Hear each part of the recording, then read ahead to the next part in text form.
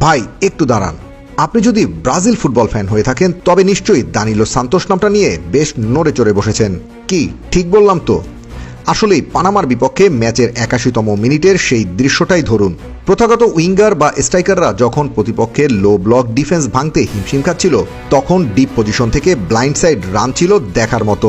D বক্সের অনেক বাইরে থেকে যেন তিনি স্পেস এক্সপ্লয়েট করে ভেতরে ঢুকলেন। ফার্স্ট টাচে বল রিসিভ করে ডামি শটে প্রতিপক্ষ ডিফেন্ডারকে যেভাবে বোকা বানিয়ে ফিনিশ করলেন, তাতে স্পষ্ট এই ছেলেটি একজন জেনুইন স্পেস ইনভেন্টার। মডার্ন ফুটবলে আন্ডাররেটেড শব্দটাও এখন অনেক কম ব্যবহার হয়।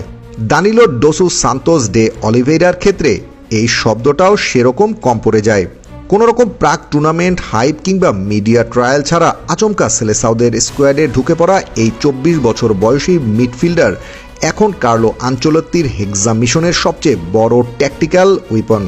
ব্রাজিলের ঐতিহ্যবাহী হলুদ জার্সিতে মাত্র ৩ ম্যাচে ২ গোল আর ১ অ্যাসিস্ট পরিসংখ্যানটা স্রেফ একটা ট্রেইলার।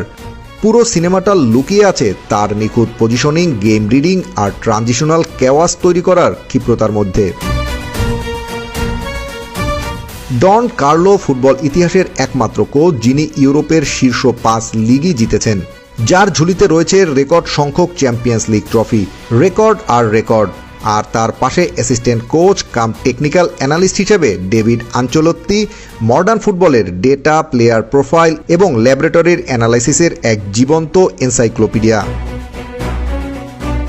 এই দুই মাস্টারমাইন্ড যখন বোটাফোগোর জার্সিতে দানিলো ইন গেম মুভমেন্ট ট্র্যাক করছেন, তখনই তারা বুঝে গিয়েছিলেন এই ছেলেই হতে যাচ্ছে ব্রাজিলের মাঝমাঠের হারিয়ে যাওয়া মিসিং পাজল। তবে দানিলোর এই রূপকথার পথটা মোটেও মসৃণ ছিল না।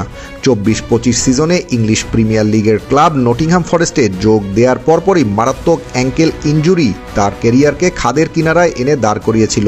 অনেকেই ভেবেছিল ইউরোপিয়ান ফুটবলের ড্রিম বুঝি ওখানেই শেষ। এরপর আবার পারফরমেন্সও খারাপ হচ্ছিল, কিন্তু ইস্পাত কঠিন মেন্টালিটির এই ফুটবলার দমে যাননি। নিজ দেশে ফিরে বোটাফোগোর হয়ে যেভাবে তিনি কামব্যাক করেছেন, নিয়মিত গোল, গেম কন্ট্রোল এবং লুক্রেটিভ অ্যাসিস্ট দিয়ে ঘরোয়া লিগ মাতিয়েছেন, তাতেই মূলত ডন কার্লোর ট্যাকটিক্যাল রাডারে চলে আসেন তিনি। মাস্টারমাইন্ড কার্লোর মাঝমাঠের ফিলোসফি সবসময় ব্যালেন্সড।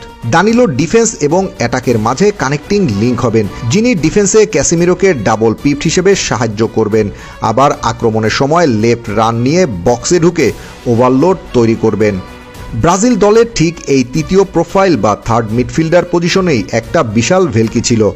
দানিলো তার অসম্ভব ওয়ার্ক রেট এবং ট্যাকটিক্যাল ভার্সিটালিটি দিয়ে সেই শূন্যস্থান পূরণ করেছেন। সবচেয়ে ইন্টারেস্টিং বিষয় হলো ব্রুনো গুইমারেসের